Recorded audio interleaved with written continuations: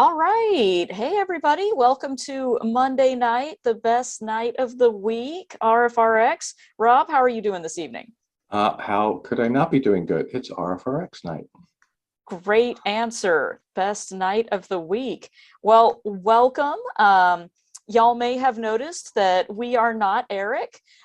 Eric is here, but he has been giving another talk to a different group this evening. He is very busy, so we are filling in today for him. It's going to be me and Rob hosting this evening with our fantastic guest that I'm super excited to introduce y'all to. And before we get started doing that, let me actually set up our first poll. We always love to hear from everybody every week, and just as always, we're going to have a poll at the beginning and at the end. Let me read these poll questions to you. You should see the poll up now. As always, these are going to be relevant to our topic this evening. So the first question is, does the word spiritual give you the heebie-jeebies, still resonate with you, make you want to punch something, or none of the above? Second, do you think it is possible to be spiritual but not religious? Yes, no, not sure. And thirdly, do you consider yourself to be spiritual? Yes, no, or not sure. So we'd love to hear your thoughts on that. We may bring those up later on in the talk if Rachel wants to discuss it. But in the meanwhile, Eric, do you want to tell us a little bit about what we're doing here tonight and what is RfRx? I'm sorry, not Eric, Rob. It's like, oh, okay. Did the plan change? No, it did not. I just, kind of don't pay attention to what's coming out of my mouth sometimes. Okay. So what are we doing here? What is RfRx? It's what we call our weekly meetings, where we host guests who discuss topics relevant to the RFR community, right? It's not a replacement for the online community or for the support groups, which Eric loves, and you will hear about that later. These talks and presentations aim to provide really good information, advice, and coping skills, right? Pertinent questions and comments and inquiries can, besides being asked here, can be sent later on via email. And I think we're going to put that in the chat. It's rfrx@recoveringfromreligion.org. And amazingly, all previous RfRx recordings can now be found on a YouTube channel. And there's over 80, maybe more than that now. So we're going to put the link for that also. Got it. Yeah, thank you. Sorry, I promise I'm not going to call you Eric all night, but it could happen again. But yes, thank you. So yeah, those links are in the chat. And let me mention a little bit about RFR. We've mentioned that a couple of times. That stands for Recovering from Religion. That's who we are here. It's a all-volunteer organization, and our mission statement is to offer hope, healing, and support to those who are struggling with issues of doubt and non-belief. And so, Rob, not Eric, do you want to tell us about the first of the three ways that we do that in terms of offering healing? Yes, healing. So that is through our helpline, which we offer 24/7 support. It's either chat or phone calls from anywhere. We have several direct call numbers: US, Canada, South Africa, and the UK, I believe that's it, and Australia. And from anywhere else, you can just hit the little call button on the web and call us that way. And you can even schedule a call at a convenient time. We have a callback option on our website. And volunteers like me offer empathetic support without judgment or criticism. And to help people, we suggest resources. And those are also directly available via the main RFR page with the resource link. Thank you. Yeah, and I just posted that in the chat as well. And there's a good chance that you might get to talk to Rob if you do call into the helpline. So. Pretty good chance. There you go. Well, fantastic. Thank you. And so the next one that we offer is hope, or that's the next part of our mission statement. And part of the way we do that is by sharing and listening to personal stories. And we do that with our blog and our podcast. And kind of the idea behind that is just that we're all in this together. There might be a lot of shared experiences or even just some benefit to take away from listening to someone else's experience and maybe be able to gain some encouragement or inspiration from hearing how other people have gone through some things and seeing how they came out at the other end. And so I will post the links to both of those here. Our blog is on medium.com/excommunications. And then our podcast is you can access that from our main website, recoveringfromreligion.org/podcast. And then the third way that we support our mission statement, which is Eric's very most favorite, but we're not going to let him talk about it this evening. I'm going to steal his thunder and tell you about support.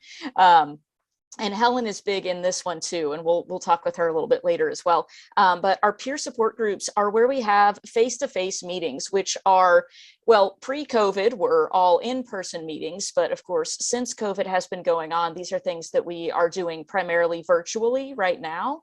And we'll probably continue to do virtually, at least to some extent, even after that. But we have 42 groups around the world, and we're constantly growing new groups. They're not just in the US. Like Rob was saying earlier, we have services that go all over the world. And so if you're interested in finding out if there's a support group near you, you can find the nearest one to you by visiting our website and checking out our meetup groups. Let me post that link in the chat. That's the best way to find the nearest one to you, is through Meetup. And like I said, we have all over the world and in the US, these groups. But since we're meeting virtually right now, even if there's not one that's near you, you can still join one over Zoom. And so you can still be a part of the support group community as well that way. So definitely don't feel like you can't participate if you live someplace that's kind of way out in the middle of nowhere. Don't worry about it. We're all online. So check us out if that's something that you're looking for, with a little bit more in-depth support and interaction weekly. And then, and for even more support, if you need a professional therapist, we offer the Secular Therapy Project, right? That connects you with a licensed secular mental health care provider. And we carefully screen these people for the following criteria. They have to be appropriately licensed in their state or country. They have to maintain a secular practice, so there's no use of religion in support or proselytizing. And they have to verify that they exclusively use evidence-based treatments. Other thing that we do is we have an online community. It's a very robust community. This is a platform to meet people with similar backgrounds. There is a lot of chat groups based upon an ex-religion or a topic like family, LGBTQ, women's issues. This is all through our Slack platform. This is one of the few things we do that you can't find on the internet. You have to call in or chat in, and if it's appropriate, we will send you an invitation. Right. And once you're there, you'll also see our announcements channel, where you'll see not only the notices for this meeting, which is every week, but the other Zoom meetings we have. We have a weekly Zoom hangout, which is currently on Friday for a few hours. There's no presenter. It's just people gather to talk. And there's other meetings like that. So to join, call or chat in, and you'll be invited if it's appropriate. Agents are standing by. Yeah, and perfect. Thank you. Also, I want to give a shout out to our friends over at the Atheist community of Discord. If you want to engage in that community, that's absolutely another opportunity. I'm going to drop the link in the chat here. And we also stream over there on Discord as well. Nikki is here with us, helping facilitate that. So welcome. And if you're watching or listening through there, welcome. We're glad to have you. So feel free to check that out too for another community if you're interested in that. And then finally, another piece of this is volunteering. A lot of people have found that healing can also come from volunteering to help others. I know that's definitely been my experience. I found this to be very rewarding.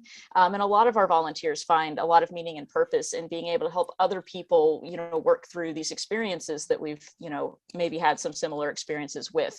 And this is a completely 100% volunteer run organization. Everybody that you see, all of the services and mission objectives that we've just talked about are all totally run by volunteers and donations. So we always have a need for more people to help out and participate. If you have a skill that you think might be relevant, please let us know.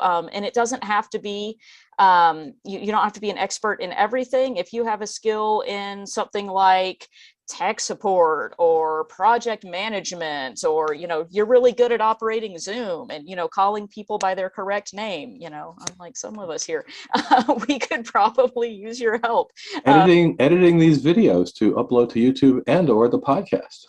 Yes. Troll stomping is one of our fastest growing opportunities here. And we have our fantastic troll stompers here with us this evening as well. We have Glinda and Helen are helping out, as well as Kathy. So thank you, everybody, for helping with that. And yeah, that you're not seeing any trolls yet because we have excellent troll smashers here. But anyway, lots of volunteer opportunities. If that's something you feel like you might be interested in being involved in, please let us know and go to that link, recoveringfromreligion.org/volunteer, to learn about the kinds of things you can do and what it would take to get started, kind of see what that process is. And I also want to take a moment while we're talking about volunteering to just recognize that today in the United States, we're celebrating Martin Luther King Day. Some people may have had today as a holiday, some people may not have, but that is another day that we kind of celebrate working in our communities to try and make life better. And we honor Dr. King's efforts at promoting civil rights and racial equality here in the United States, and just trying to make it a better place to live for everyone. And volunteering is one of the ways that some people like to honor his legacy.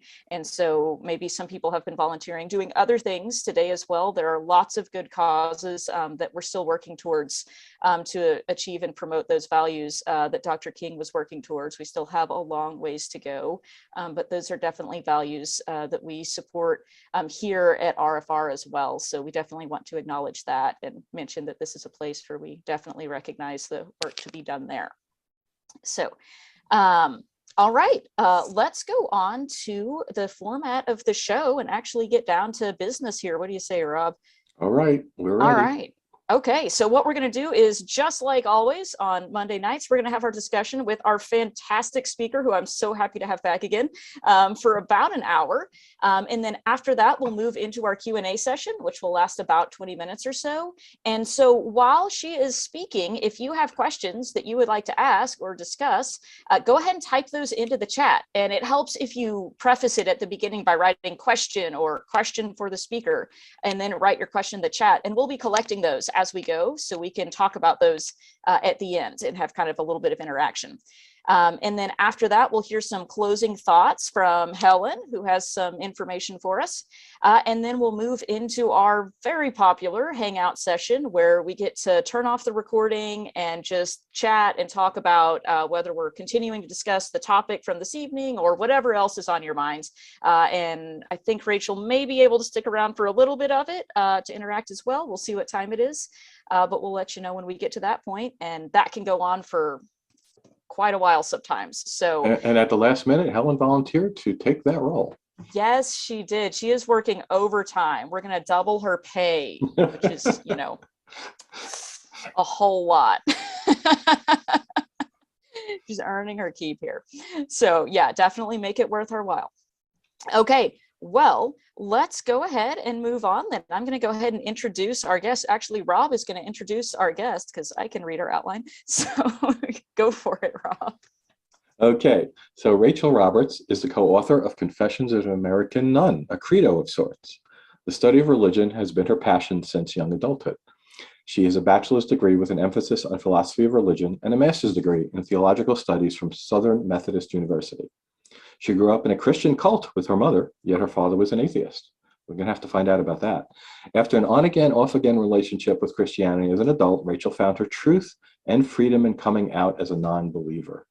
Rachel has 3 children, a dog named Tito, a cat named Strudel. Oh, her guilty pleasures include gummy bears, a crisp IPA, and Star Trek. Thank you. Welcome back.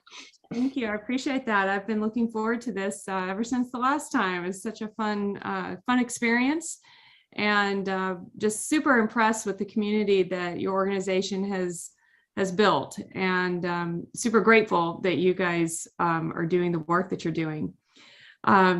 So how do you want to start this party? Wow, that's a great question. I, for one, am super excited to hear some more conversation with you about Star Trek, but that's not how we're going to start this party. But I'm just putting a pin in that. Why not? Wait a minute. Which series? Are you following Discovery? We spent a good deal of time on Star Trek last time. Actually, I was thinking, if it's okay with you guys, I was thinking that for the audience who was not there for the first interview that I did a few months ago with you guys, that I would just give a very brief synopsis of my book, which kind of chronicles my journey from being raised in a Christian cult to becoming a nun. And then that'll just provide some context for the listeners tonight before we dive into the topic at hand. Is that cool? Sounds good. Absolutely. Yeah, please go ahead. Yeah. So as I mentioned in my book, I was raised in a fundamentalist loony bin, and it was basically the Amway of religion. It was literally a pyramid scheme where everybody tithed upwards to a few dudes at the top. And but that was not the greatest of grievances in that organization. It was a ripe organization for all kinds of abuse. And so in some of the more longer lasting, there was physical abuse, sexual abuse, all kinds of things. Now, not everybody in that organization did all those things, but just the way that it was set up made it more likely, you know what I mean? But the things that were really the most damaging was not so much, the physical abuse, but the beliefs that were ingrained in the way that I was taught to understand reality. And that has taken a lot longer over life to disentangle and shed its imprint in my own psyche. So, but I've done a lot of work in that way, and that's why I ended up getting a master's degree in theology. And for those who are unfamiliar with Southern Methodist University, to some people that might sound scary, but it's sometimes called the Harvard of the South. It has Methodist roots, but is very much a secular university now. Although I did go to the theological school, and they do indeed train ministers just like they still do at Harvard.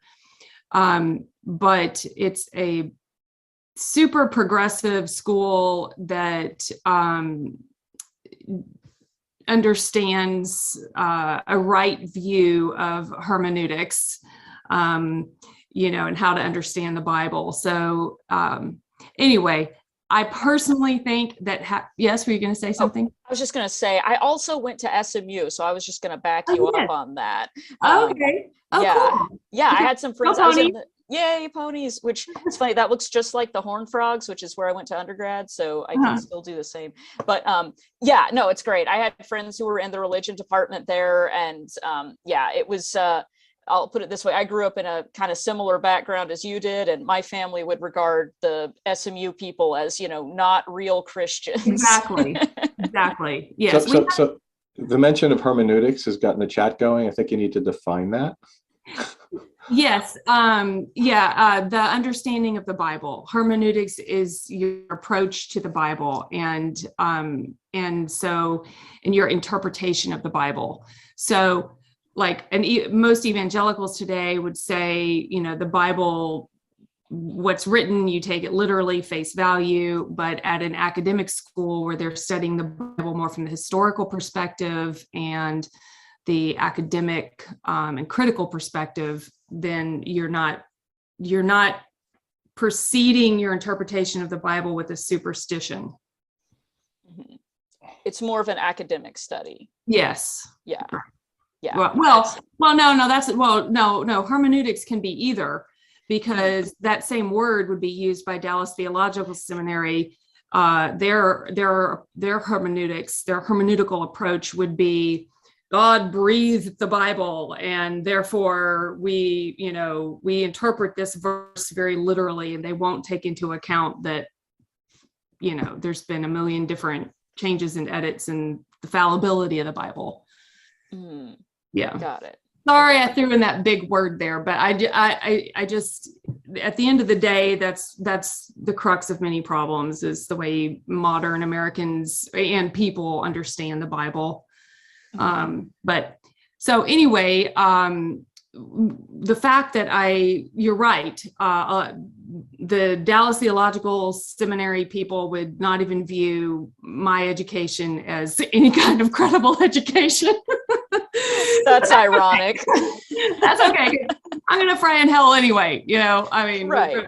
from their perspective. So with your fake degree and everything. Right. Yeah. But I actually think that having that degree, it did a couple of really useful things for me. It really taught me that there are many people who still are comfortable using the term Christian, and there are freaking amazing humans who are not the standard evangelical bullhorn type Christian that we hear too much of.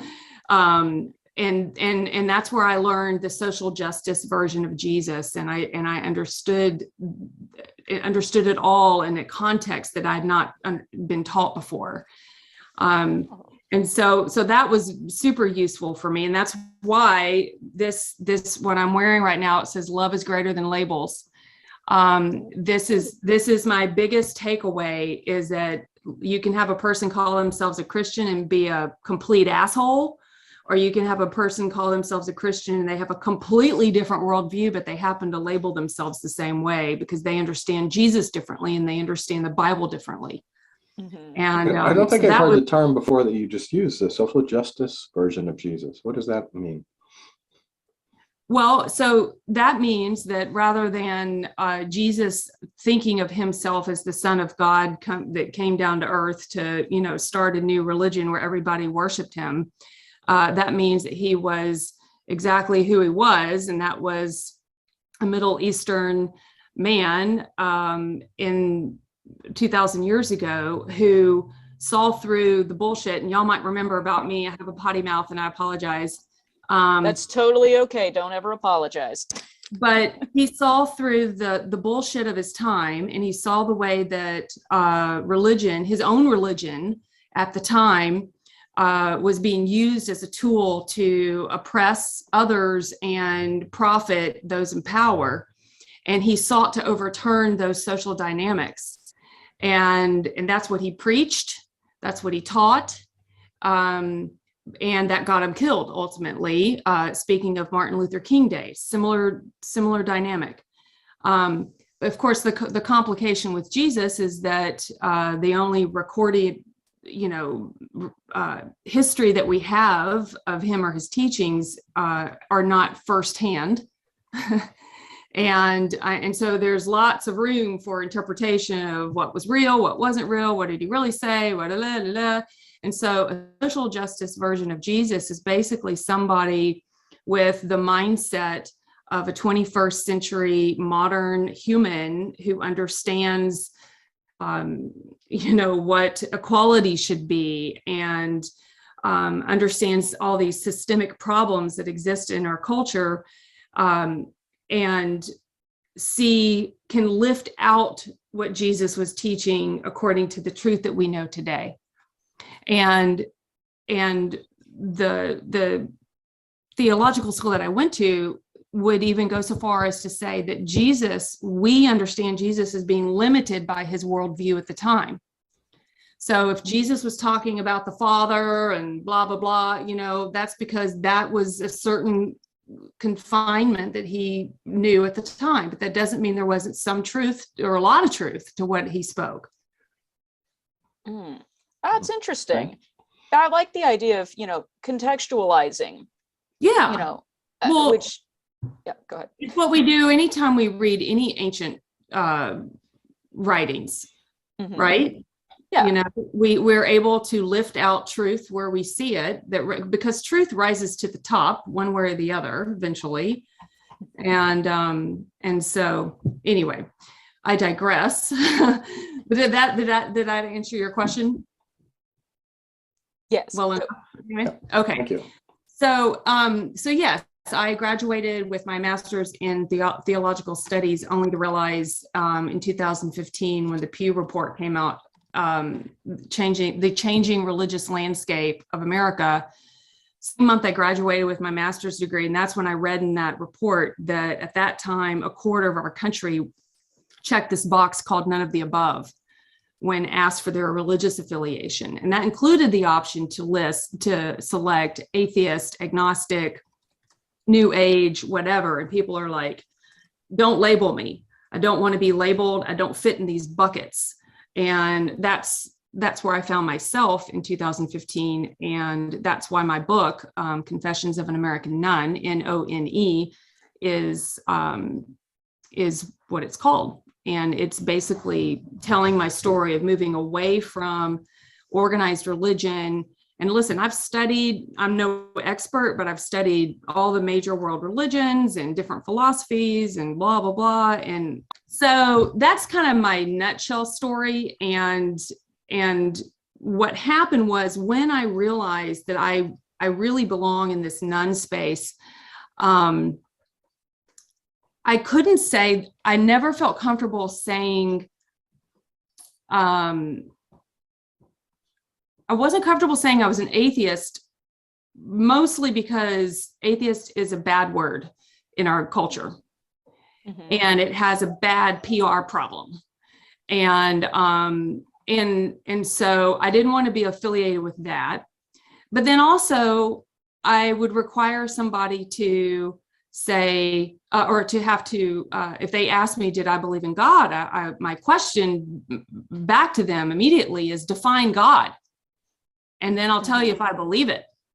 And because in studying different mystical traditions of different religions, it all takes you to the same place. It's not this ooey gooey made up superstition land for people who don't understand the use of the term mysticism. They can think it means, this hippy dippy stuff, but really it's just a deep interior space of awareness.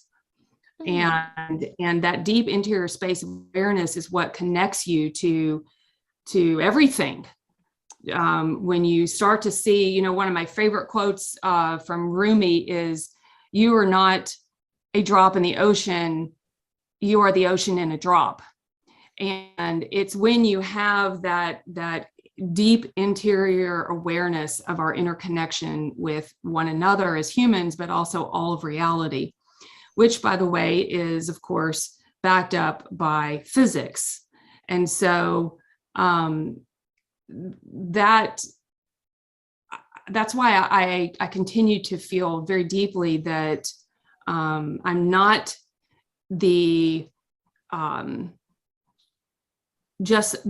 my whole, or our whole as people, is greater than the sum of our parts. Not just my mind, not just my emotions or heart or feelings, not just my thoughts, not just my body, but there's something that the whole creates something greater than just those individual pieces. And okay. Yeah, so pardon, go ahead. Oh, no, I was just going to try and see if I understood. You're kind of saying, just kind of taking a holistic view of, the human experience. And then also it sounds like you're maybe extending that into your experience of spirituality as being something that could encompass pieces of a variety of different traditions or thought processes. Is that yes, that's exactly where I was going, is to get to, which I think is really the beginning of the conversation for the topic tonight, is to define the word spiritual or spirituality. Ooh, yeah. And I'm going to offer my definition as I've come to understand it, but obviously I'm sure there are many other ways to understand it or define it. But for me, I boiled it down to simply being connected to something greater than myself. And when I started doing some writing for American Nun, and had some other people who were writing some blog pieces and stuff, that was the baseline definition. Now you can extrapolate on that quite a bit, but the whole idea is that when you have to yield to something greater than just the sum of your parts. So there have been many, many times where my mind or my thinking is the death of me, right? We can get on that hamster wheel internally, and it can be our greatest enemy. And so there's a space beyond that can put that in check. And that's where I find, for me, the spiritual space. And for some people, I've had quite a bit of experience in Al-Anon, which is the companion program to Alcoholics Anonymous for people who have loved ones who are addicts. And I kind of learned this somewhat through that program is, some people, it's just about community. Maybe that's something greater than yourself is just simply community. Or maybe it's a principle like love, or maybe it's connection with nature. It doesn't have to be the, fairies and goblins to qualify as spirituality. And the other reason why I personally am comfortable using the word spirituality is because the root word in Latin means breath. And I'm a yoga instructor, and I've also studied Tai Chi. And at the end of the day, it's the breathing and it's returning to the breath that helps us return to the present, which gets us through the shit. So, that's it. I'm like, who can argue with the fact that we all breathe? And it is quite literally the source of life. So for me, I'm comfortable with the word spirituality, but just like, the word religion and love and any of these words, they can mean different things to different people. Okay. Yeah, I think that's so good that you have kind of spent this time thinking through exactly what you mean by that term. You're not just throwing out this term, oh, it's spiritual. You're actually saying, let me define by this, what I mean by this word. And it sounds like for you, you're saying that spiritual doesn't necessarily equate with anything supernatural. It's just something that might be outside of or greater than your personal physical body. Is that right? Physical body and my own thoughts or my own feelings. Okay. It's a yielding to something greater, and I don't exactly know what that is. And no, it doesn't have to be supernatural per se. I do want to mention I'm not reading all the comments, but I am seeing a little bit about the value or the use of labels. And so I want to qualify when I say love is greater than labels. I'm not saying labels are bad, because labels serve a function. Just like when we go to the store and we want to buy, dog food versus canned chili, you want to make sure you know the difference. So labels can be very functional, but what I'm saying is love is greater than that. It's not that labels are necessarily bad. That's how we categorize life and navigate life, is understanding what things are and how we go through it. But anyway, yes, this notion that here's one of the more influential books that I read years ago was The Power of Now by Eckhart Tolle. And he starts the book by telling a story of a time in his life where he was severely depressed, and that depression had been lasting a very long time. And he said to himself, I can't stand myself, or something, or I hate myself, or something like that. And then the epiphany hit him, where he said to himself, who is the I that can't stand myself? Ooh. So there was a higher awareness somewhere that what was going on in the myself part that he couldn't stand, that there was an awareness that something was greater than what this garbage, the noise. Mm-hmm. And that really hit home to me. I actually wrote a poem very similar to that when I was in high school. And that's where I'm getting at. And I really wish, if we don't blow up the planet beforehand, I really would love to know, like in 1,000 years, 2,000 years, what humans have learned about what we're trying to understand when we talk about these concepts. Mm-hmm. And so it sounds like that's kind of been the sort of the focus of your journey then, is sort of unpacking that for yourself and what you think about that separately from what you were maybe indoctrinated into? Oh, for sure.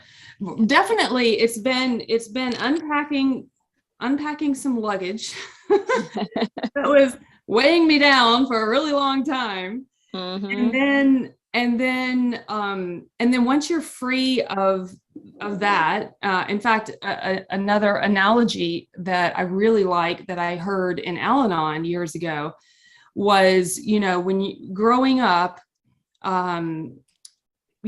out in the rocky seas, let's say you're out just in the rocky ocean and the waves are just beating you around and you're just trying to swim to stay alive. And so you start putting on all these things to help you survive, and like the floaties and the flippers and the goggles and the mouthpiece and the inner tube. And, and you acquire all of these basically survival mechanisms to try to help you survive whatever scenario you're in, where you're being mistreated or abused or whatever. And then eventually you land on shore as you get older, but you're still carrying all this stuff, and it's hard to walk and it's hard to function and it's hard to live freely because you have all these old survival mechanisms that you've acquired. And then you have to learn how to take it all off, and get rid of it and realize it doesn't serve a purpose anymore. But then you're just standing there naked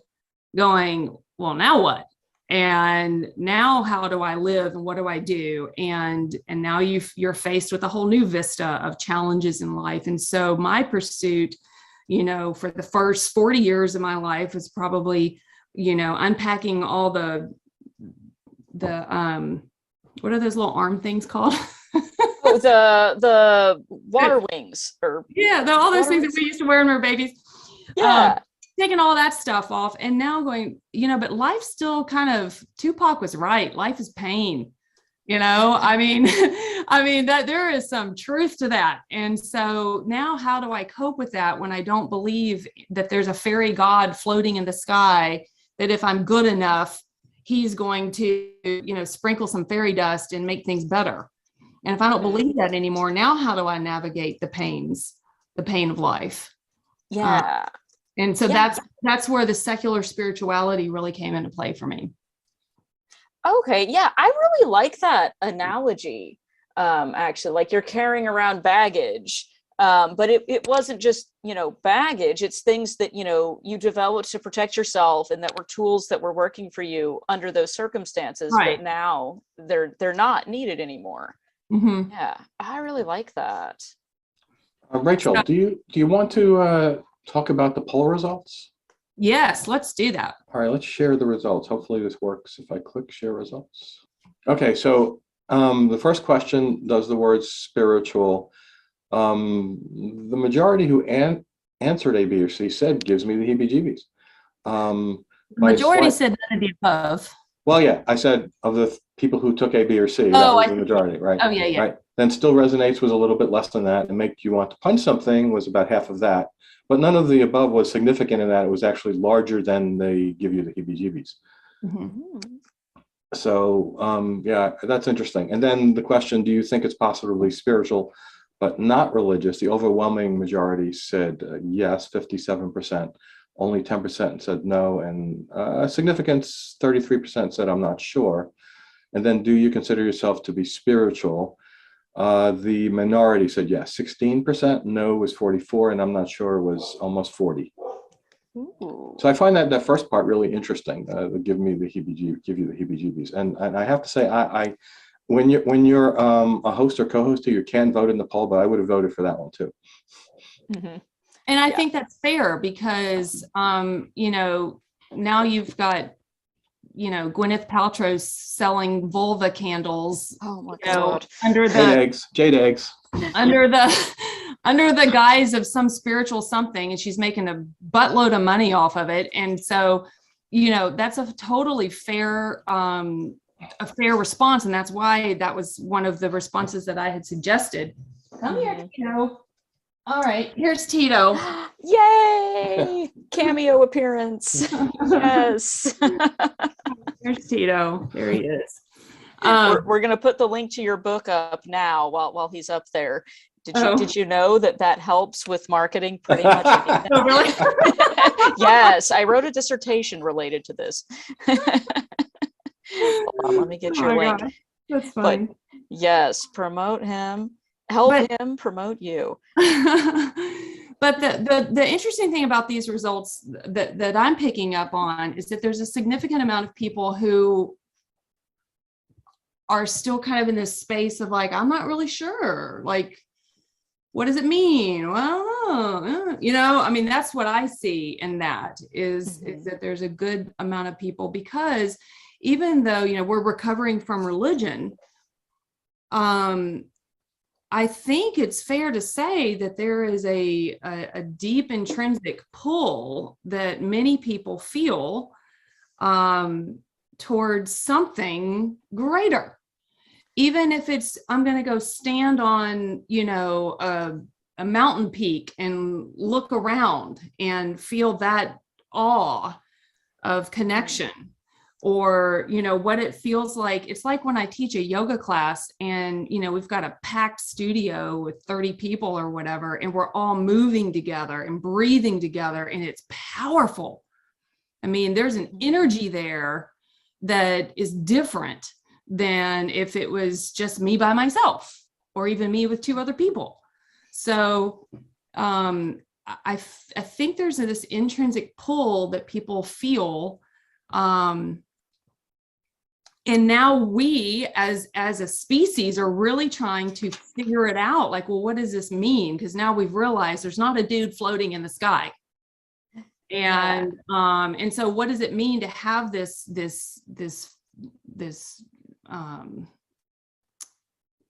pull, you know? I don't know. I get what you're saying. It's almost like, you know, you're describing, you know, this experience that people may have previously labeled as, oh, this is God, or, oh, this is magic. And you're saying, well, it's not that, but I'm still having this experience. So that's something to explore and unpack. Is that basically it? Yes, pretty much. And I think too, and that's one of the reasons, like when my book is almost the antithesis of St. Augustine's Confessions, in the sense that he wrote his confessions of leaving a pagan lifestyle to becoming a Christian. And I'm kind of I'm like leaving Christianity to you know, become secular. And in doing so, I, you know, outline many of the reasons why. And but what I realized when I was writing this book was that I really think for the first time in the course of human history, we are being faced with grappling with some of these age-old philosophical and or spiritual issues. And we're having to reframe them and rethink, like, what is this part of the human condition and what does it mean? Because the information age has changed everything. Yeah, and I mean, you made a great point a minute ago about talking about how even just this term spirituality is so kind of vague that it's been applied to these, you know, like, and maybe not, it's not an MLM, but like, you know, the Gwyneth Paltrow eggs and things like that. It's almost like you can just throw this buzzword out and attach it to, you know, here's my vagina candle. Now you need this. You know, it might or might not explode in your house. We don't know. It's definitely a selling point for snake oil salesmen, because they know that people are coming out of mainstream religions, and a lot of them, as you're talking about, still have some sense of spirituality, to use that word. And then they just use that word and, hey, you know, buy my product. You know, I will say that I have been trying to think of another term to use.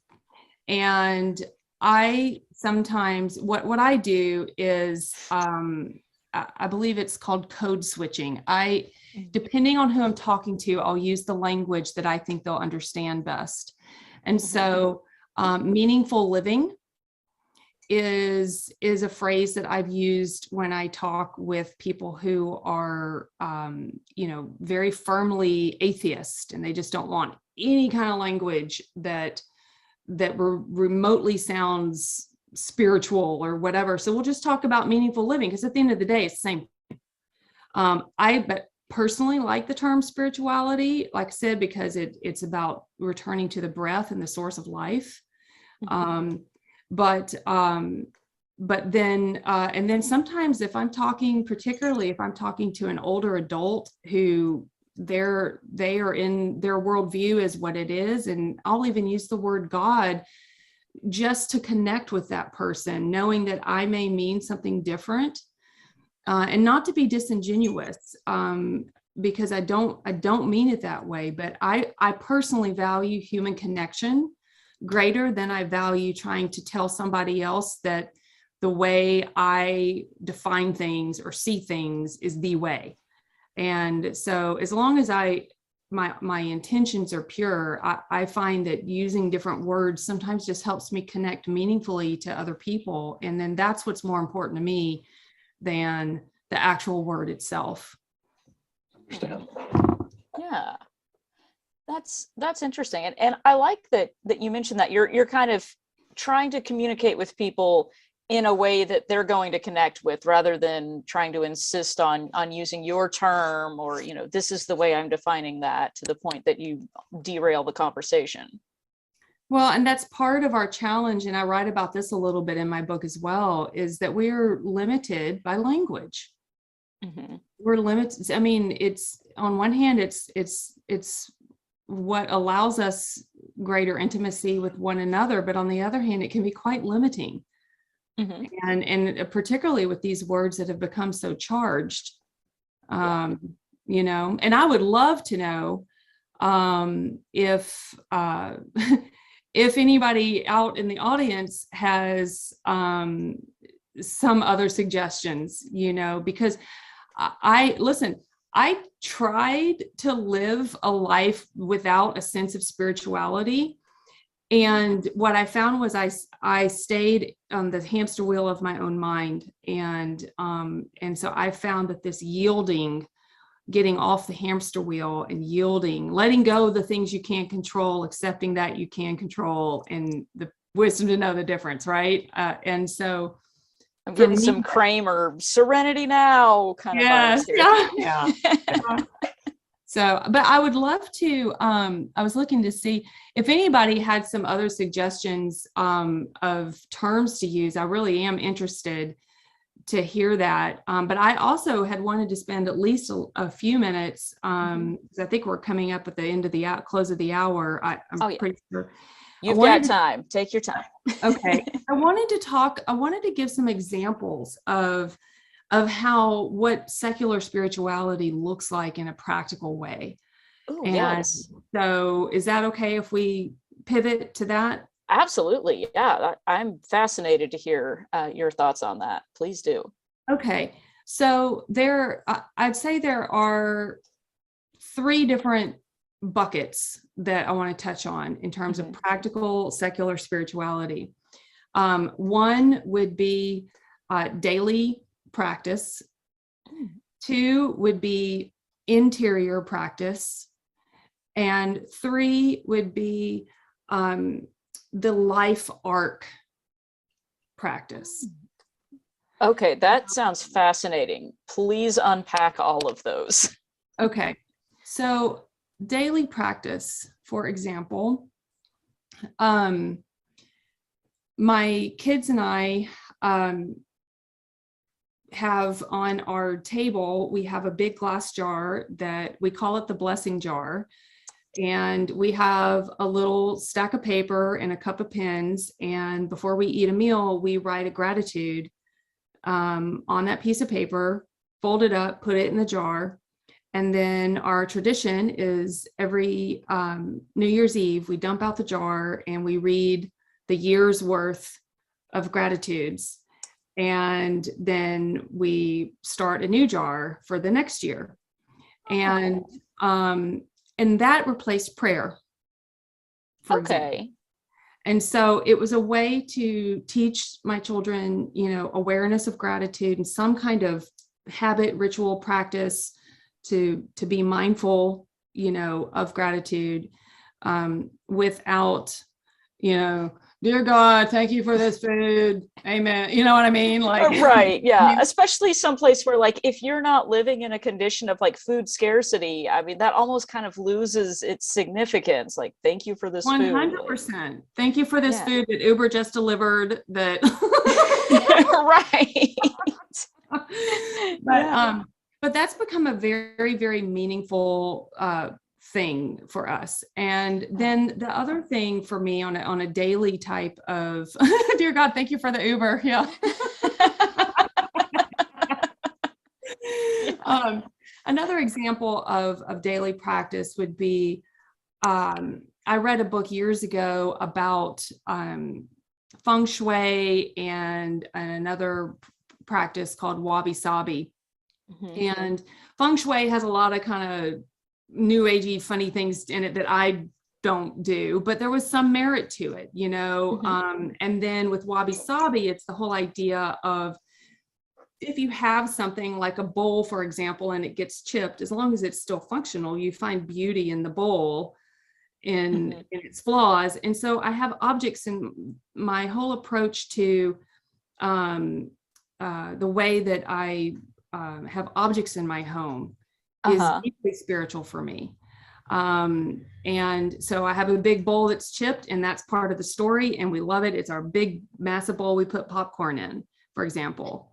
Yes. That's deeply meaningful. I got a record player, and so my kids and I are really into vinyl, and that's become deeply meaningful because it's a slower process and a careful process to listen to the music.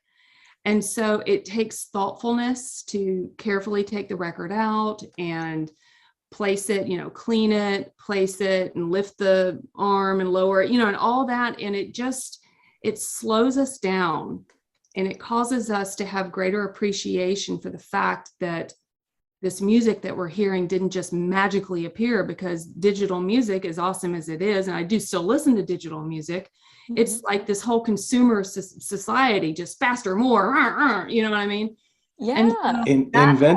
Invented, by the way, because Data on the Next Generation walked into his quarters and said, "Computer, play," and he listed 3 songs. I don't know if you knew that. Yeah, so there was a young person who became an engineer, and he said, "Oh my God, we should try to make that happen," and they did. That's pretty awesome. Yeah, Star Trek was like foreshadowed many things. Yes. I'm waiting for the replicator, and it's coming. You know, you got the 3D printers now. A little harder than digital music. Yeah. But we're getting there. We're going to get it. And then transporting.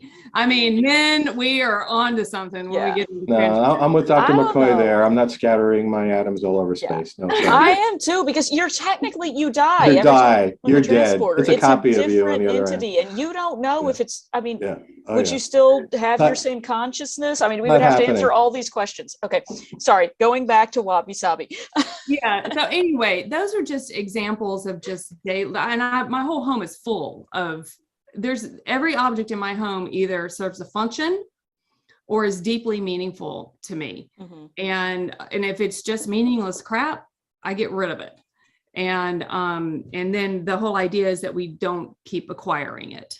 But anyway, so that's daily. And then the other would be, I'm going to save the interior bucket for last. The other one was the life arc bucket that I was referring to in terms of secular spirituality. And what I mean by that is dealing with issues like, I'll just use myself as an example. You know, I turned 50 this year, and you do not know. I don't believe you.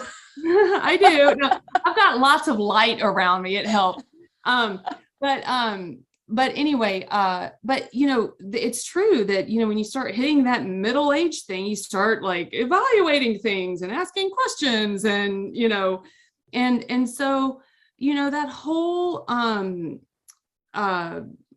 those deep existential questions we ask ourselves as humans requires some kind of, for me, some kind of spiritual understanding. So like for me, I've come to peace with the fact that I will become one with the earth, and I'm okay with that. Like, I don't need to think I'm going to live forever, for example. And then so when I start questioning, you know, my life and have I contributed enough to the world, and all these things that we can get really wrapped up in, particularly when you're going through that midlife reevaluation phase, I have to have some kind of spiritual context for me about my story. My little bitty life on this planet is just meant to simply advance the game a little bit in whatever way that I can. And one of the things I learned through Buddhism was, you know, the whole idea of impermanence and that transitoriness, and things keep moving. And then for me, that's spiritual. So when I understand my life in that way, that I'm part of a flow that just keeps on going, then I tend to be more gracious with myself rather than being so hard on myself. And, you know, because like many people, I think that's a tendency that we have to be super critical of ourselves. Yeah. And I don't know about you, but I get the feeling you might have had a similar background as I did. But like, I remember being in, you know, a very, you know, strict religious community. You know, both of these things you've brought up so far would be kind of, you know, antithetical to what we would be learning in terms of like, well, you're born broken and imperfect, and that's terrible, and your job is to make yourself more perfect like Jesus, which you will never be able to do, but you know, feel really bad about that anyway. That's really stressful. Yeah, the section on my book on original sin was like 2 sentences long. It said, here's original sin in a nutshell. I love you, you suck. You know, I mean, it's like, I mean, you know, done. I don't have anything else to say about that. I mean, it's just, anyway. Yeah, it's abusive. Yeah. It's like, yeah. You're a piece of shit, but I created you because I love you. I mean, it just makes no sense. Anyway. Yeah. But that's the life arc. I mean, I could give other examples, but just some of this more global picture issues that we deal with as humans. And then the bucket I was referring to regarding the interior self and the interior practice.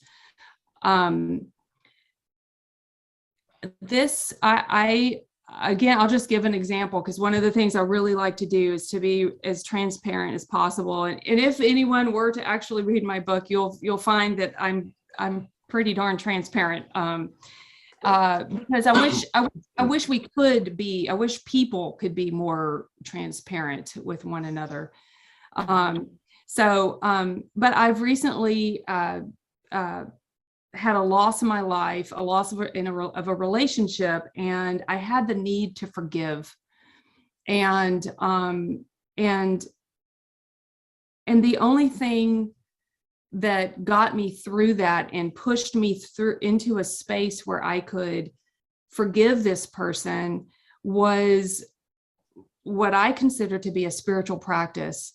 And that was a retraining of my mind and returning to my breath, so that when I felt an angry thought or a thought of self-pity or whatever, that I would take that energy and the energy of the thought in my mind, I would acknowledge it.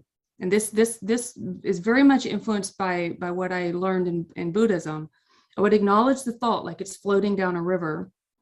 And I would inhale, physically, literally inhale with that thought. And then on that exhale, I would release the thought in love. And like maybe with the mantra of, I forgive. And then if thought came again, I'd go through the same process, the breathing and acknowledging, not trying to fight what's real. You got to acknowledge what's real, accept what's real, so that you can convert that energy into something positive. And I spent a 3-day weekend alone with the sole purpose. Going into that weekend, I was full of anger and depression and some self-pity. And then I said, I'm going to forgive this person. And I spent that weekend going through this process of acknowledging all these feelings and thoughts and connecting it with my breathing, and then a mantra that would help me convert that into a relief. And it worked. I kid you not. And see, to me, that's spiritual. That wasn't something I could think through. That was something I had to connect with my breath and work through and yield it, let go of what, I couldn't control. And that's very spiritual to me and not a thinking thing. Oh, that's interesting. So, okay. So also kind of a piece of spirituality then I'm understanding for you is kind of getting out of your own head and not just relying on your own conscious thoughts, but you're connecting Exactly. with your body and your breath. Yeah. The I that knows the me. Okay. That Eckhart Tolle was referring to, Mm-hmm. which in some religions, that third eye, so like in when we say namaste, the light in me honors the light in you, where we touch this here, meaning that higher awareness. Okay. Yeah, and I know this is kind of like Dr. Ray mentioned earlier in the chat. This does sound, very similar to what you might encounter in like a mindfulness practice or something like that. I guess it sounds like you've got a little bit more going on in there too. But I know like recently I got one of those apps on my phone that's for like, mindfulness and meditation. And there was a lot of what you were describing of kind of this like, notice the thought and acknowledge it. We're not trying to suppress the thought, but, recognizing that it's there and then just kind of moving on anyway. Yeah. Yeah. I haven't gotten into any of those apps. But I'm curious if there's I'd be curious to do a poll. I don't know if you can create a poll right now, but I'd be really curious to know if anybody uses any of those types of apps and if they're helpful. They must be, I guess, because they keep making them and selling them. But yeah, sound off in the chat if you use any kind of app like that and let us know. Because the reason I'm curious is, I guess it's just a new technology. It's no different than reading a book or whatever, but the work itself is all interior. And the app is, just, I guess, an extension or I don't know. Well, and it may be one of those things that's just kind of like a tool that we've been using, during the pandemic or something. No, it's because I'm an old lady now. And I'm Gen X, and we don't, we're not doing all those newfangled things. Uh-oh. Maybe that's it.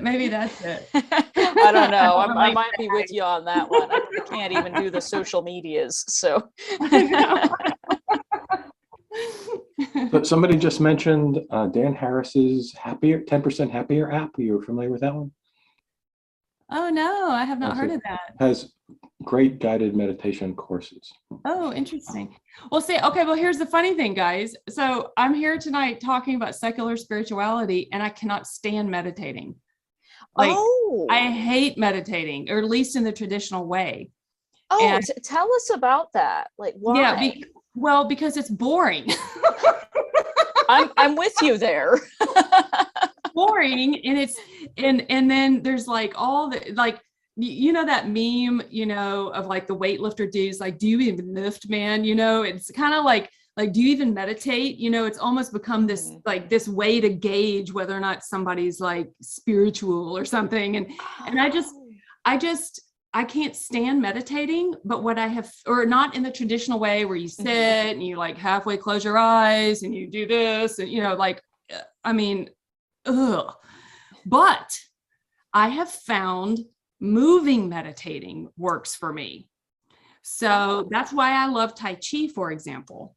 And I don't have much time these days in my life to practice Tai Chi. So what I do is I practice Tai Chi-ish while I'm, folding laundry or, just very like, it becomes kind of like a present, something that I do that just keeps me present and that I'm mindful and grateful for the clothes, or what I mean? And so I have found that converting or everyday like normal activities into something that's meditative, that works for me.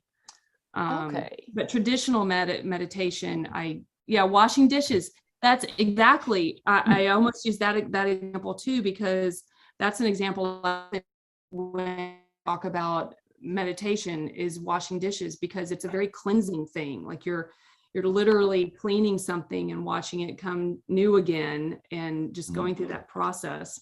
So you mentioned Tai Chi. I have to ask you this question. Is that what Worf does? Worf? I don't know. I don't think he does Tai Chi. But It's definitely something like that. I read reports that they took some of it and they changed some of it. Oh, so you mean was that in real life? Was that the inspiration for whatever it is? Yeah. I just remember the mating dance thing. That's what I remember. And that's something else. Yeah. That's great. Yeah.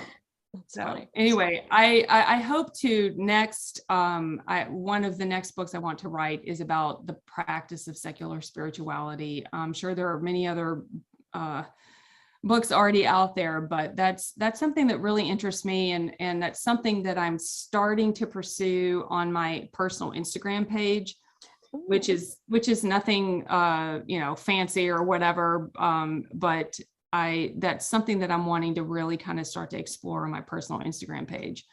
Yeah, I wanted to ask you about that as we're kind of wrapping up. Like, what are you kind of doing? What do you see in your future for this? What are you working on? What kind of suggestions do you have for us going forward? Oh man, no, I need to be learning from you. That's the truth there. It is my hope, as I am continuing to, I have 3 children and I have 2 more that I need to get through high school, but I hope to write some more books and all that. But in the meantime, I am hoping to continue to connect with people, particularly on Instagram, just to start to have some just conversation about living meaningfully without religion. And for me, I call that spirituality, but I don't care what word people want to use, but just meaningful living without religion. But I must say, and I'm sorry because I didn't say this earlier, but I want to say, and I think it's important for me to say this anytime I've done an interview, is that I am not anti-religion. I am anti-abuse of religion. And like I said at the beginning of this program, I know many religious people who are the most loving, gracious, inclusive humans. Now I know many more that aren't. Yes. But you know what I mean? So, but for me, I think that there's this connection. I've kind of, John Pavelitz, he's awesome. I've done the whole deconstruction thing, and I've worked through my anger at, religion and the abuse, and I'm done with that. Doesn't mean that I don't sometimes have feelings or thoughts that I still have to kind of tinker with, but I'm more about, what do we do now? How do we live now? Yeah. Yeah. Yeah, no, that's a great point, because I think you're right. A lot of times, we go through that phase, the angry atheist phase, and it's almost like you're still having those same kind of thoughts, like you were talking about. You're still carrying all the same mental baggage with you, and you're thinking in the same kinds of ways. But what's next?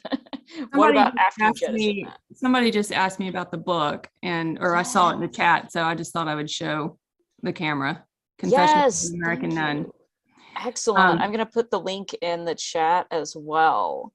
And can you tell us a little bit about that term nun? Like, obviously it's kind of a play on words, like nun, like a religious figure, but did you come up with that term, or like, what does that mean? No, not at all. I learned the term in the 2015 Pew report, Changing Religious Landscape. I'm writing my Instagram handle in the chat as well. Oh, perfect. Yeah, and I'll drop your other. Do you want me to drop your other links in there too? Your email? If you want to. Yeah, okay.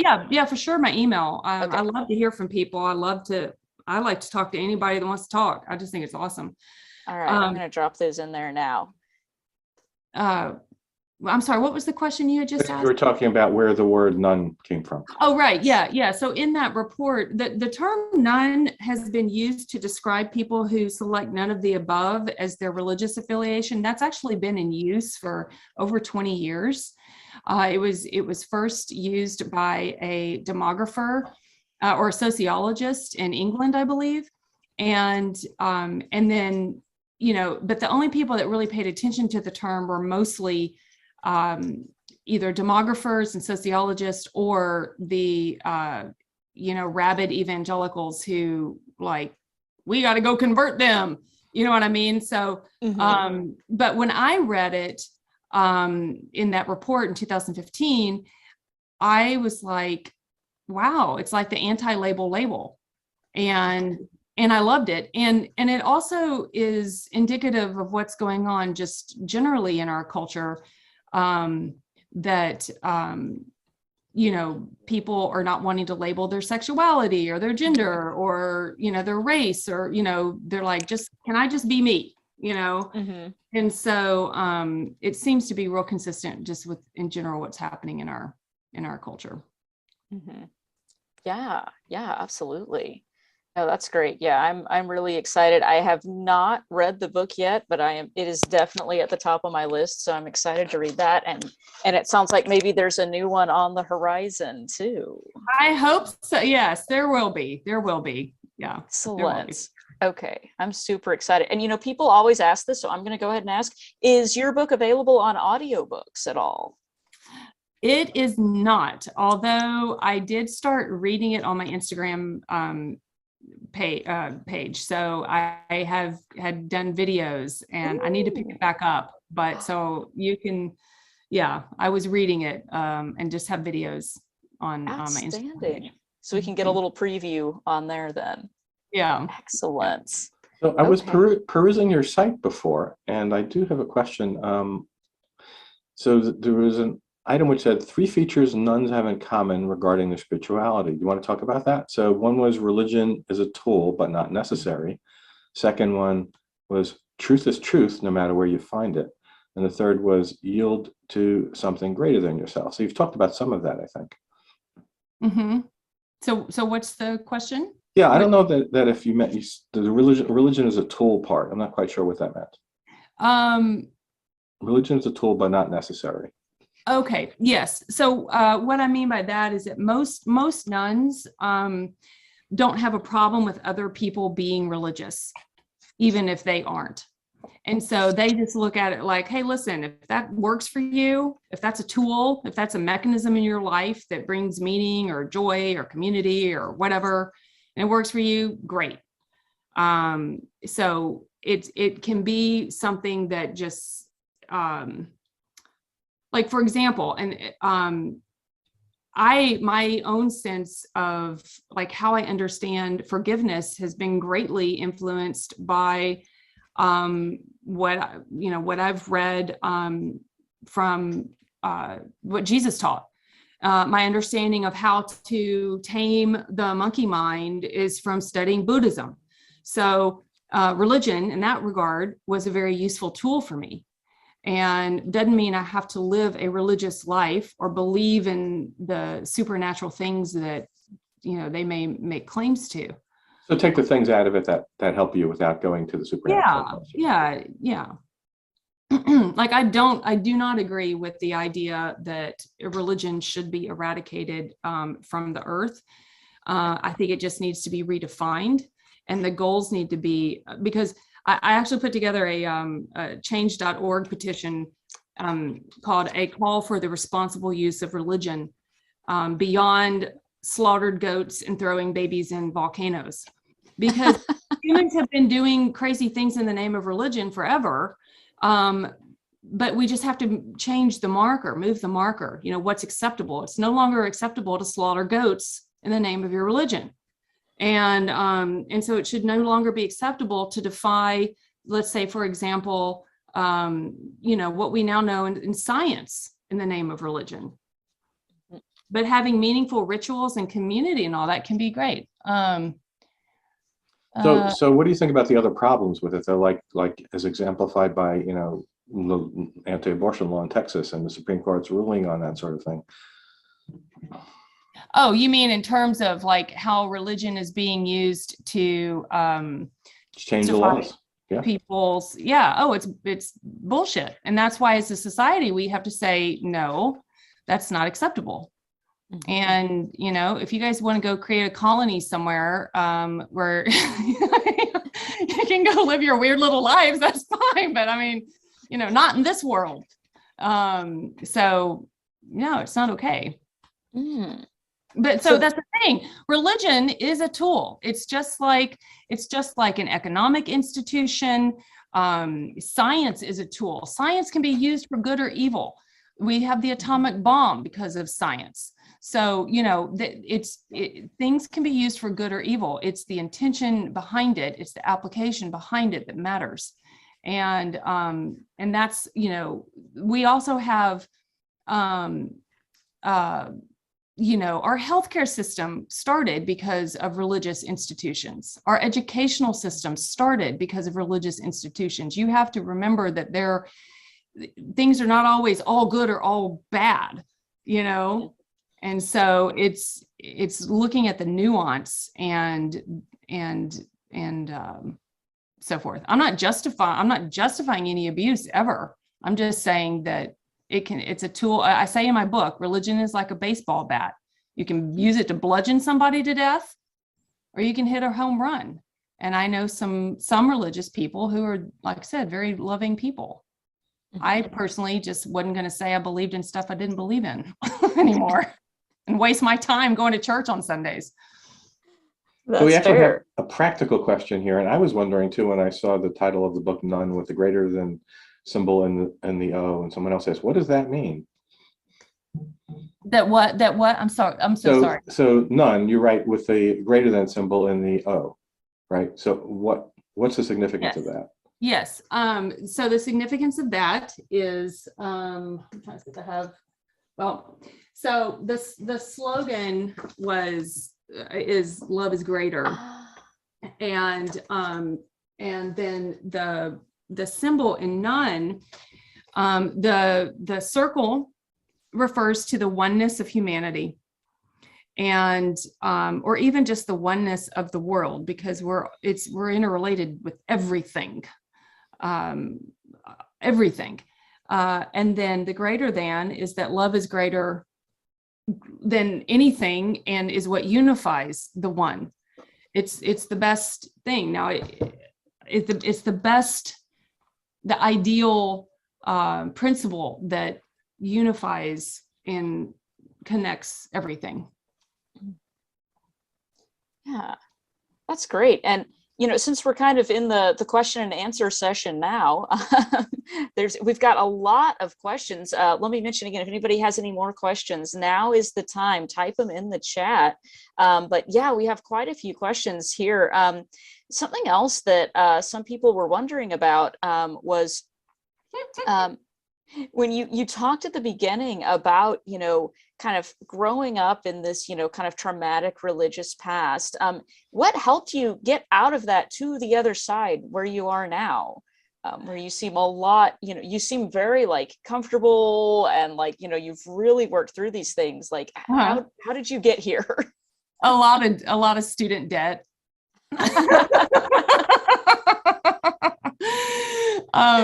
No, I mean, truthfully, that is one of the reasons why I, you know, studied philosophy of religion in undergraduate and then got the master's degree in theology, was just to try to make sense of some things. But that's the great irony of all of this for me has been, you know, I had to learn to forgive.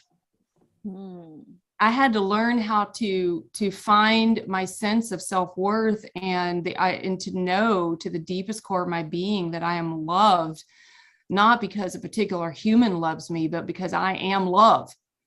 Mm-hmm. I participate in love just like we all do or can. And so that was the, you know,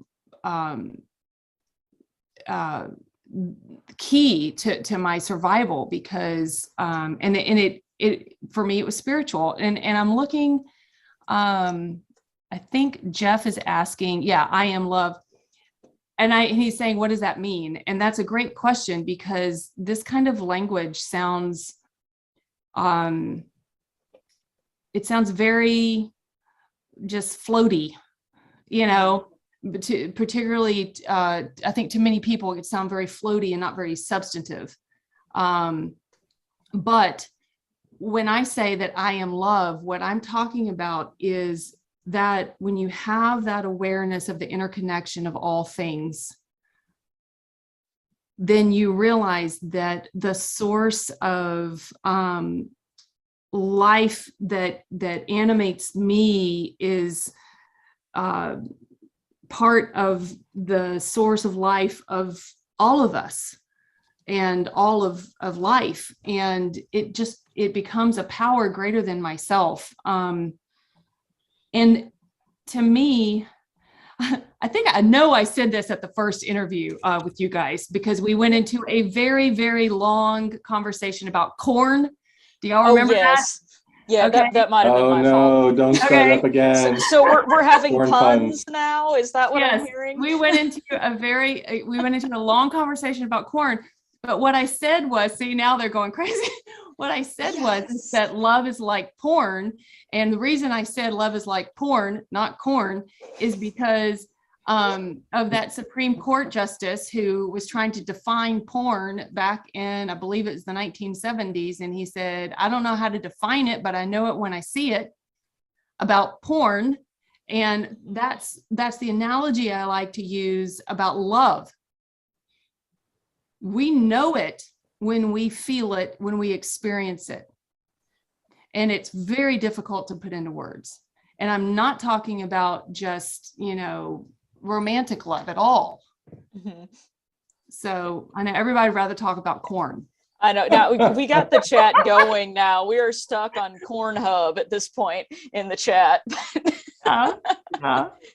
No, but I mean, you've kind of come back to that point several times, kind of this idea that, this is an embodied feeling for you. It's not something that you just think yourself to, but it's kind of like an experience that you feel in your body. Is that kind of what you mean? What, are you referring to being spiritual?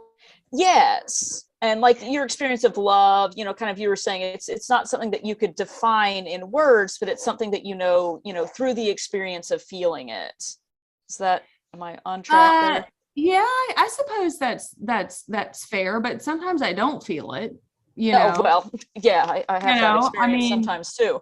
It's not just a feeling. It's because I don't believe, that was the other thing, is that when I was religious, I had this belief that, if I'm really a good religious person or a good spiritual person, then I'll always be like floating on a cloud, because you transcend, anger, or you transcend.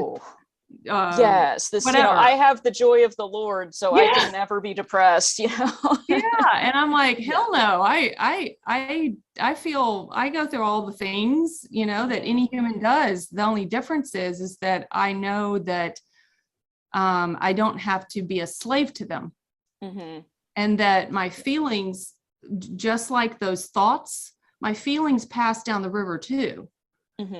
Feelings come and go. And participating in love, to me, is knowing that even when I am feeling downtrodden or feeling heavy or whatever, that I can return to my breathing and find different habits that help, recenter and return to that place of centeredness and groundedness. Okay. So possibly connected to that, someone asked a question in the chat. What do you do about triggers that bring the terrible thoughts back? I guess the point would be, does meditation help? That sort of thing. Well, I think, yes, I do still have triggers. And like, I have different triggers. Like the word spirituality is not a trigger to me, but if somebody asks me if I've been saved, I want to like stab them in the eyeballs. That's my like feeling. I don't do it, but it's just like the feeling that comes up inside of me. And so I have to manage those triggers, just like we have to manage any trigger. And for me, it's again, breathing. I have to breathe, and that calms that. And studies have shown it calms your heart rate. It slows your breath. It slows your breathing cycle. It'll calm the mind. That whole thing. So when I get triggered like that, that's the first thing I do. And then the other thing that I do is, I keep just a few really close people in my life that if I need to just go vent for a moment, that I feel safe with, and I do that. And then if I'm in any way creating a scenario where I've invited a presence in my life that is frequently triggering me, then I will evaluate my role in that and making sure I'm not somehow inadvertently contributing to something that is destructive for me. That's great. So it's an ongoing process or practice then, it sounds like. Mm-hmm. Yeah. I'm sorry, I was trying to read some of the, don't worry, I have not stabbed anybody yet. Okay. we could have made that one of the answer choices in the poll. But to be fair, you actually didn't rule out all the other ways, like strangling somebody or. Yeah, there are other options. This is going to be played back someday, and I hope just don't cancel me. Yeah, that's okay. We do editing before we post these. You're good. No one was stabbed in the process of making this episode of the show that we know of. I don't know where Eric is now. Hopefully he's okay. Are there any questions from the audience, or are we just reading through? I haven't been able to keep up with all the comments. Yeah. Actually, the questions we've been asking are somewhat from the audience. So great. Let's go back to the one from that term you threw out at the very beginning, hermeneutics, which got a lot of puns written. Somebody wanted to know, is historical contextualizing part of hermeneutics? Yes. When it comes to the Bible. When it comes to the Bible, the hermeneutics is about the interpretation of the Bible. And there are many different ways to approach the Bible. So. Well, and, I've got a follow-up question on that. I kind of liked the way you mentioned earlier, this idea of thinking about, the social justice warrior version of Jesus and thinking, okay, given the conditions and the restraints that he would have been operating under at that time, if this is an accurate accounting, he might have been behaving in a way that is a little different than, what he might have said or done if he was living today. And that's one way of contextualizing. But I've also heard people kind of using context when they say things like, oh, well, you're criticizing, these, horrendous acts that are recommended in the Old Testament, but you just don't understand in the context of the time, that would have been fine. And therefore, it's still fine now. Do you make a distinction between, those kinds of contextualizing, or what do you think about that? The way I describe the Bible, at least in part in my book, is it's just a beautiful mess. There's some beautiful parts about it, and there's some really messy parts about it. And the whole thing's a mess, really. And so, it's very similar to some of the questions we're asking ourselves, about, the founding fathers of our country. Were they 100% assholes, or was there any merit to that? You know what I mean? Because of some of the things that they did. And so those questions are just complicated questions with complicated answers, in my opinion. And that's why today, the burgeoning faction of our country who is now saying, no, thank you to religion, we collectively need to decide what's acceptable and what's not. Today and moving forward. And so we can pick the Bible apart if we want to, but at the end of the day, frankly, if we're wasting our time doing that, then we're not dealing with some more important things that are going on in the present. I kind of avoided your question in a way, because I don't think there's a simple answer. And you know, people's approach to the Bible is like porn too. If it stinks, you know it. If they're trying to use it in any way to manipulate you or oppress you or strong arm you, then that's the problem. And that's what I say, no mas. So once it crosses over into the place where it's causing harm, then we're not. Of course, the problem is they don't think they're causing harm, because they think they're trying to save you from, you know, eternal damnation. But you know. Fair enough.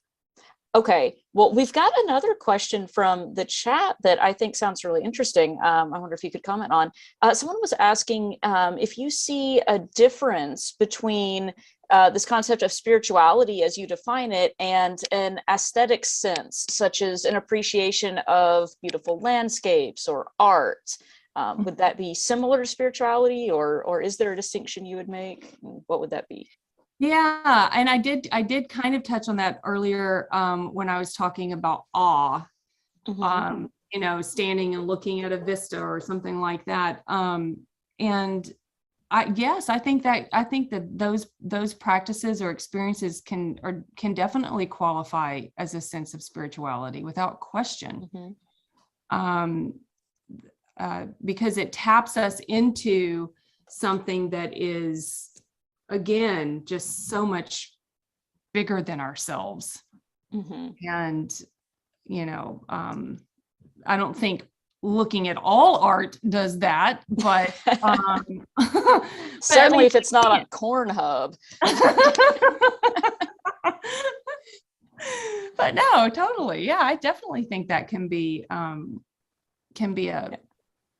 extension or a form of spirituality, for sure. And I think that's why, you know, some people like who are, let's say, serious athletes, like endurance cyclists, for example, you know, that may be their church, so to speak. That may be where they get that sense of just, I get in my zone and I get out there and I have the you know, nature around me, and it's just freeing to them in a way that church, you know, claims to be. Yeah, no, that's a great point. And I think it's probably a good spot to end on too. Do you have any other like final parting words you want to leave us with before we go on to the wrap up and the hangout? I mean, the only thing that I ever like to preach is this right here. And that, you know, it's all about the love. And yeah, so. Excellent. Yeah, well, thank you so much for sharing all of that. This has been wonderful. I always love when you come on the show, and I was looking forward to it, and you did not disappoint. I'm really excited to hear about your next book whenever that comes out as well. So we're definitely so glad to have you sharing your thoughts and wisdom with us. This has been fantastic. Thank you so much. Thank you so much. I was glad to be here too. I did my best to keep Eric out of the picture, so I was able to be here with you. Yes. Yeah. Rob was like, get out of here. I want to be in this. Thank you. I really appreciate the invitation. Yeah. Thank you to everyone who's been here tonight and patiently listened. No, this has been wonderful. Yeah, I know a lot of people have really been engaging in the chat. So great conversation prompts. And we'll go on to the hangout here in just a second. Were you thinking you would be able to stick around for any of the hangout? Certainly you don't have to stay for all of it. But yeah, I can stay for a while. Yeah. Awesome. Sure. Okay, great. Well, we'll go on to that here in just a minute. So nobody log off yet. If you want to stay and chat some more, we'll have a chance to do that. I want to just mention real quickly, of course, we are back on our regular weekly schedule. So we are here every Monday night, same bat time, same bat channel, just like always. Next week, we're going to have a total topic change, and we're going to be talking about nudism. What it is and why it can be good for you with Gwen Blodgett. And the topic of that will be nudist life, what it is not, and how to explore it. And the discussion will also include key aspects of nudism and how these can be healing from shame. And that's a topic that we've talked about a few times on here before. So I'm super interested to hear about that. And Rob, do you want to talk about where we can find our previous recordings? Yeah, I'm just noticing since you brought the next topic up, we're back to Corn Hub and stuff. So. Oh no, yeah, it's timely. We're on topic as usual. Oh my God. Yeah. So as I mentioned before, this recording will be up in a week, maybe a little longer than that, depending on time the volunteers can get to it.